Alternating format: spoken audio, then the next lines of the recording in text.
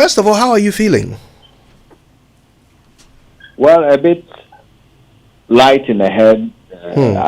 My right eye has some dark spots, but Wow.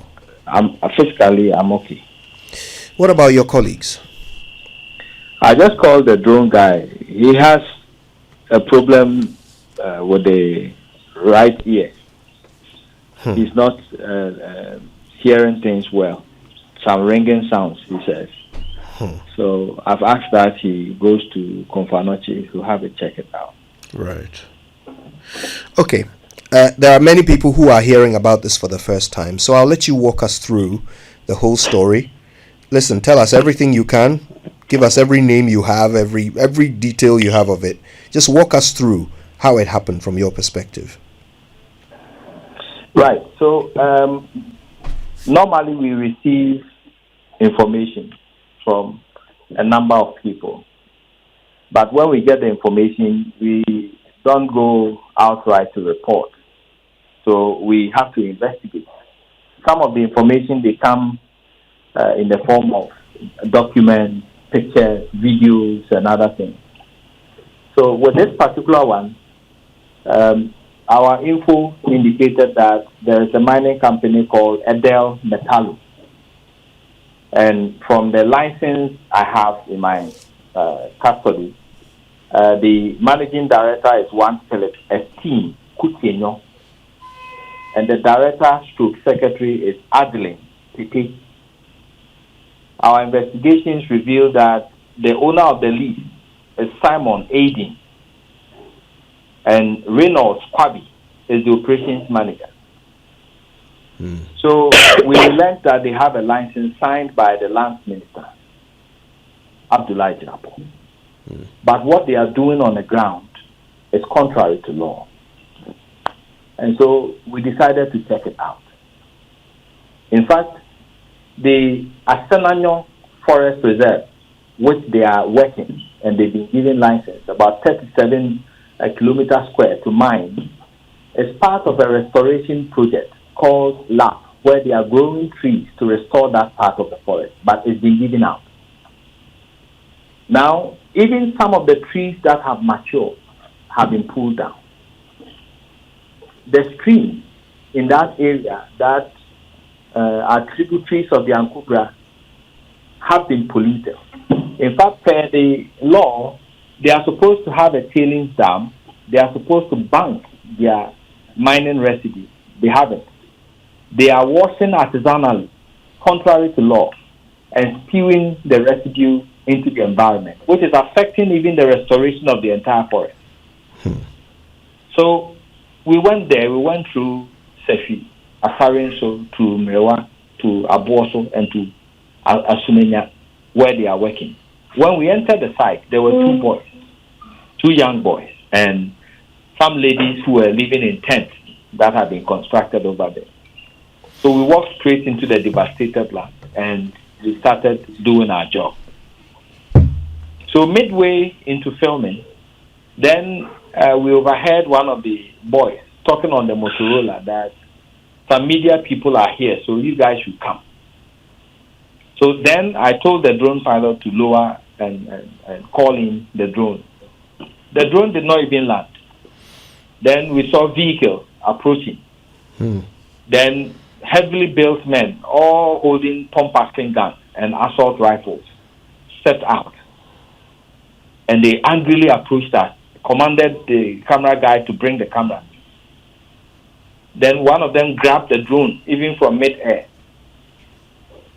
And they seized the drone. They conducted body search of all of us and took our phones, everything they could find. Then they ordered us under the back of the gun to move into our vehicle and follow them. So I asked them, where are you taking us? Then the guy said, the owner of the mining site wants to speak to us. I said, fine. So we entered our vehicle. Then one of the guys holding a pump action sat behind the driver. And another one sat in the bucket of our vehicle. Then they had vehicles following ahead of us, going ahead of us, and some following behind they had armed men on motorbikes, flanking us. And we drove to the next town. They said the guy is in the next town. I said, fine. When we reached the next town, they bypassed the next town and was going into the bush. So I stopped the vehicle and I asked them, where are you taking us? Because we said we are going to the next town. So you passed the next town. You are still moving into the bush. So where are you taking us? You must let us know. Then one of the guys said, you came to our site illegally. So now we have custody of you. We'll do as we please. You don't have any right to ask questions. If your driver cannot drive, they pointed the gun and ordered the driver to get out so that their driver will drive our vehicle. I said no. So I asked the driver to just follow them. Now we drove for about 30 minutes into some bushy area. It's an abandoned area. Then they stopped the vehicle and asked us to get out. So at that point, I was a bit scared because what are they going to do? What was running in my mind that are they going to shoot us? What are they going to do? So I was reluctant in getting down. And I asked the guy, why are we here? Because he said we are going to meet the owner. Where is the owner? He said the owner has asked them to stop the vehicle and deal with us there. I said, what are you going to do exactly? When I asked that, I got 2 hot slaps from behind. Then they opened the doors and asked everybody, pushed everybody out. Then the beating started. Slaps, punches, here and there. All of them. One will get out and slap you. The other guy, whilst you're talking, will slap you from behind. Just like that. And they continued. Then they said I should open my phone, give them my password, for them to format my phone. I said, why would you want to format my phone? They said, I have taken pictures of the site, so they want to delete the pictures. I said, fine. If you want to delete the pictures, I can open the phone for you. Then you delete your pictures. But if you say you are formatting my phone, why do you want to do that? Then I received 2 hot slaps. So at that point, really, I wasn't really in the mind. So I said, fine, okay. Do what you want. I gave them my password. He opened the phone. He tried to format the phone. It was asking for my Apple ID. So they asked me of the Apple ID. I said, I don't even remember. The Apple ID, the last time I even used it, I don't remember. Then he got angry, gave me more slaps. Then he opened the photos area, deleted their pictures, and then he asked the other guy to format the other phones. They did. They removed the SD card, from the camera and the drone. Then they took a bag from our car, which contains the drone batteries, about 5 of them, and a tablet, a Lenovo tablet, plus some headphones. Then they took it into their car. Then while they were going, they said, you are lucky. The first time we met you, we didn't deal with you. The second time, we didn't deal with you. Next time, we'll deal with you. And then he fled.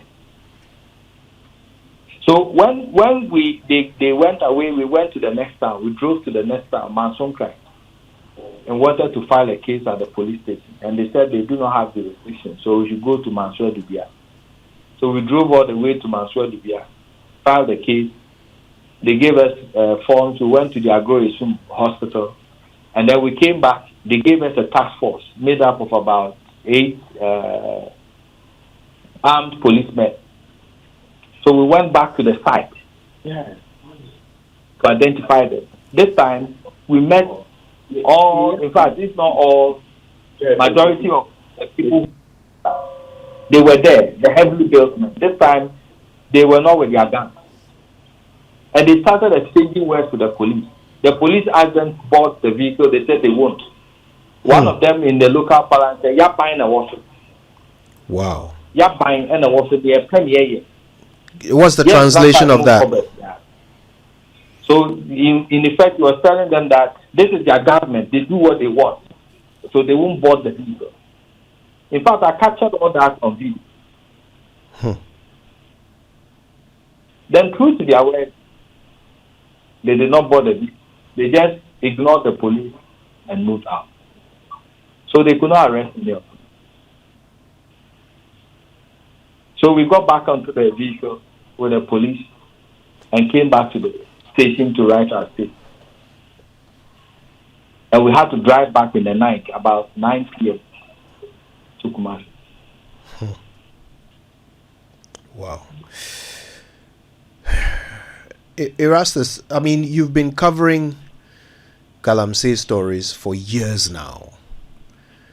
Have you ever encountered anything this terrifying to the point where you were almost convinced you were about to be killed? In fact, what happened in 2021, where military men were protecting another miner in the Pamplona forest reserve, where we were detained for 5 hours. That one, it was my driver they assaulted, not all of us. But this one, it was brutal.